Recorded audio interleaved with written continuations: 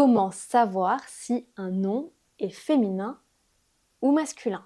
Je partage avec toi tous mes secrets aujourd'hui. C'est la vidéo que vous attendiez tous avec impatience, n'est-ce pas? Je pense surtout à mes amis anglophones, américains, britanniques ou autres, pour qui le genre doit être un enfer, parce que vous n'avez aucune référence. Dans cette vidéo, je vais vous donner les techniques pour savoir si un nom est féminin ou masculin. Le genre en français, il est arbitraire, c'est-à-dire qu'il n'y a aucune raison pour que la bibliothèque soit un nom féminin et le livre un nom masculin.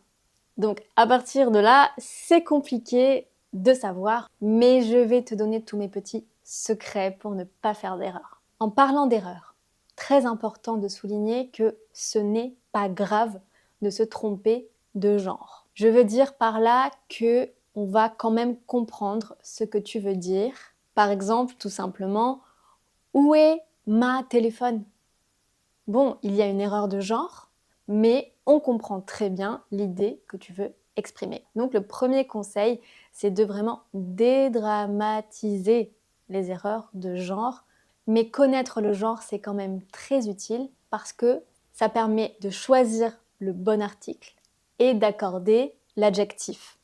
Si tu dis « Oh, le ciel est belle », on devrait dire « Le ciel est beau ». Mais on te comprend. Avec les astuces que je vais te donner aujourd'hui, tu trouveras le bon genre dans 90% des cas, ce qui est déjà pas mal. Bien sûr, il y a toujours des exceptions, toujours. Mais 90%, je pense que c'est pas mal, alors écoute bien.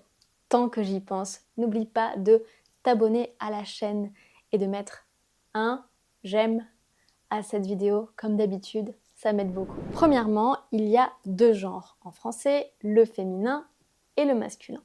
Si tu lis une phrase, la première étape, c'est d'observer cette phrase qui peut donner beaucoup d'indices. Par exemple, est-ce qu'il y a un article? Le, la, un, une. S'il y a un ou le genre du nom est masculin. Une ou la, le genre sera féminin. Deuxième conseil, interroge-toi sur la catégorie du nom. Si tu cherches le genre d'un pays, il y a de fortes chances pour que le pays soit féminin s'il termine par un E.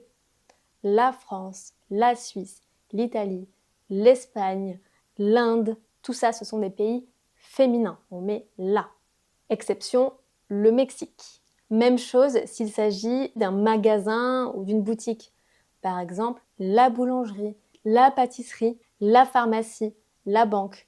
Tout ça, en général, ce sont des noms féminins. Pour les catégories de noms masculins, il y a les langues. Le portugais, le français, le chinois, le japonais. On trouve aussi les saisons, le printemps, l'été, l'automne, l'hiver. Les saisons sont des noms masculins. Pareil pour les mois de l'année. J'aime le mois de juin ou encore le mois de janvier et le mois le plus froid de l'année. Les jours de la semaine aussi sont masculins. Le lundi, le mardi, le mercredi. Troisième conseil, très important, observe la terminaison, c'est-à-dire les dernières lettres du nom. On va commencer par la catégorie des noms féminins. Donc, si ton nom termine par ad, comme la promenade ou la cascade, forte chance qu'il soit féminin. Ensuite, les noms en tion, avec deux S ou avec un T. La passion, la discussion, l'émission, la nation.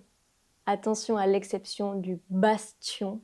J'ai fait une vidéo sur Instagram récemment sur ce thème-là et tout le monde m'a dit « Attention Nelly, il y a une exception, le bastion ». Pardon, mais moi je n'ai jamais utilisé le nom bastion.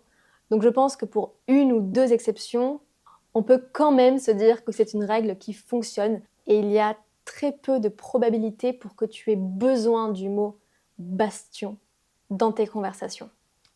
Ensuite, les mots qui terminent en « is », la banquise, la surprise, la franchise.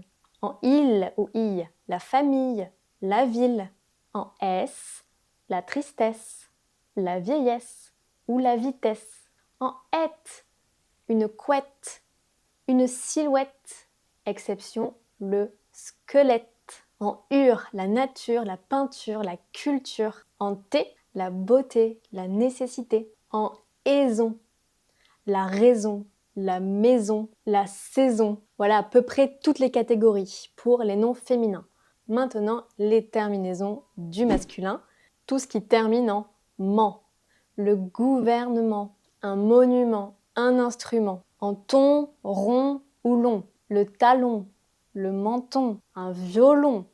En oir, le soir, un rasoir. En asthme ou en isme, un fantasme, un séisme. En aille, le travail, un détail. Ou en halle, journal, festival, un canal.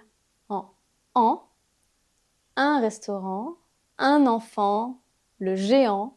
En ai-je, le manège, le siège. En a, avec at, le plat, l'état. En âge, le chauffage, un voyage, l'héritage. En ier, un métier, un bouclier, le calendrier. Et en teur, un ordinateur, un tracteur, un moteur.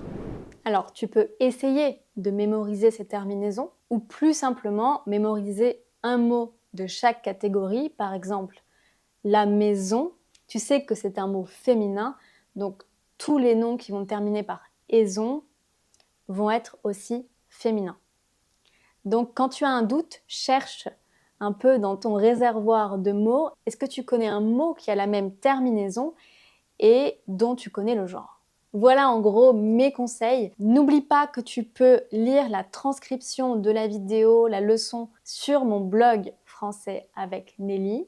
Je te mets les informations en barre de description. J'espère de tout cœur que cette vidéo a été utile pour toi. N'hésite pas à me laisser un petit commentaire ou juste un petit pouce, ça me fait toujours très plaisir de sentir votre soutien et de savoir que ces vidéos sont utiles. Je vous dis évidemment à bientôt dans une prochaine vidéo. Prenez bien soin de vous. Salut!